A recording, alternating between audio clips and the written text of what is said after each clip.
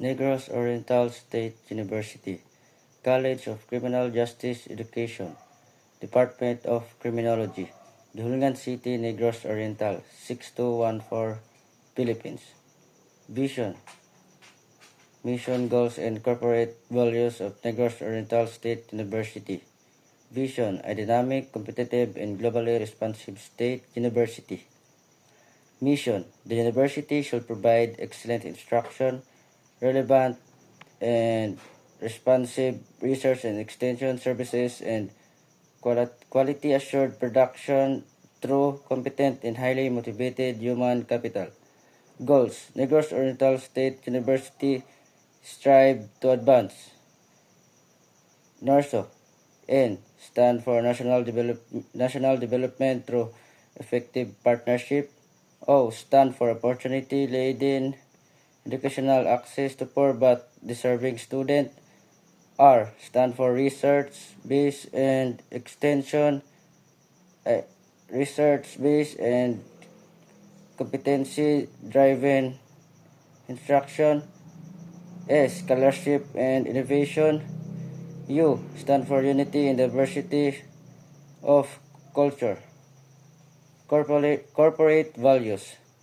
Core value represent what we believe in, giving character to our university operation. These are Sapphire. S stand for spirituality. A stand for accountability. P stand for professionalism. P stand for patriotism. H stand for harmony. I stand for integrity. R stand for respect. And E stand for excellent. Quality policy. Negros Oriental State University commit itself to provide quality instruction, research, extension services, and production, as well as to comply with applicable regulatory requirements and continual improvements of its management system. Criminology, education, vision, mission, and objective. Vision. The College of Criminal Justice Education actively and continually involved in turning out graduates who will lead the nation in addressing the vital problem of crime control and meeting the demands for global competitiveness. Mission. The College of Criminal Justice Education program commit itself in providing the community with professionally competent and morally upright graduates and graduates who can deliver efficient and effective service in the field of criminology.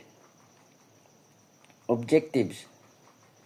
In pursuance to the above stated mission, the Department of Criminology integrates and sequences courses of study which are well planned. This course of study utilizes didactic instruction, discussion, demonstration, laboratory practice, simulation, individual learning, and on-the-job training. The following are the specific objectives of the department. 1. It seeks to provide vast opportunities in extraction and guided experience whereby students learn the basic knowledge and acquire skills insofar as they affect the total administration of justice. 3. It fosters higher concept of citizenry, accountability, and leadership,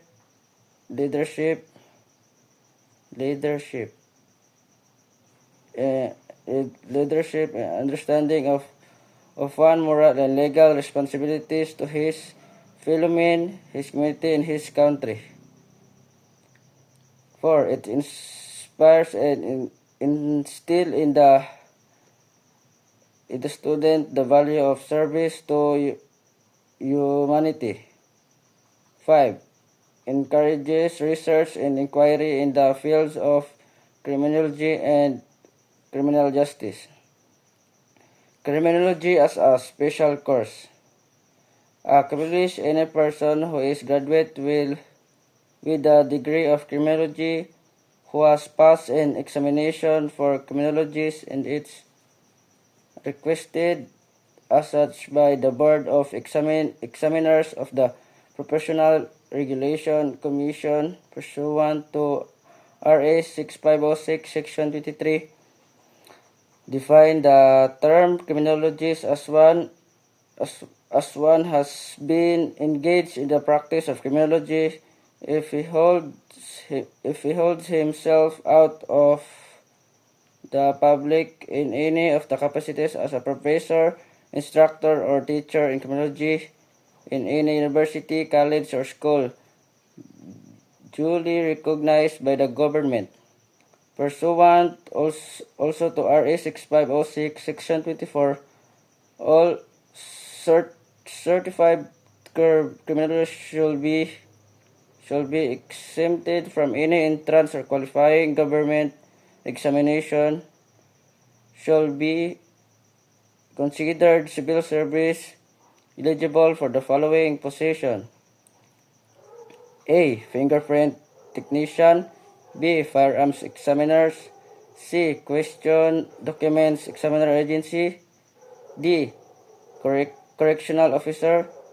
E. Probation officer. F. Crime laboratory technician. G. Law enforcement photographer. H. Lie detection examiner. I. Agent in any law enforcement. G. Security officer. K. Criminal investigator. Under the Civil Service Commission Resolution number 98/30/22, criminologists eligibility will apply for appointment from the PNCO rank of PO1 up to the Police Commissioned Officer PCO with the rank of Police Superintendent. Republic Act 6975 Section 33 provides the licensed criminologists may be appointed to the initial rank of police inspector if there are vacancies. 11 general orders. Number 1. To take charge to dispose in all companies property in view and preserve the name with utmost diligence. 2. To walk during tour of duty in military manner, keeping always in the alert and observing everything that takes place within sight or hearing. 3. To report or violation of orders I am instructed to enforce. 4. To report all calls from the post more distant from guardhouse where I am stationed. 5. To quit my post only when properly relieved. 6. To receive, obey, and pass out the relieving guard or order from company officer or official superiors, post and in charge shift leader. 7. To talk to no one except in the line of duty. 8. To sound or call the alarm in case the fire or disorder. 9. To call the superior officer in any case not covered by instruction. 10. To salute all company officials superiors in the agency, ranking public official and commission officer of the AFP and officer of the PNP. 11. To be especially watchful at night and during the time of challenge of person on near my post, and to allow no one to pass or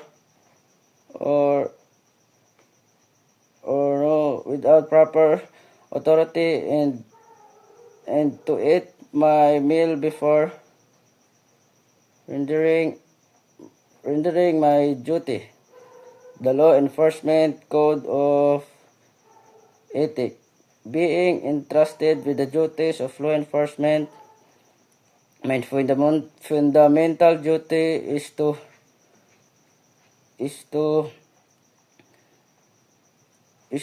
mankind, the safeguard lives and properties, to protect the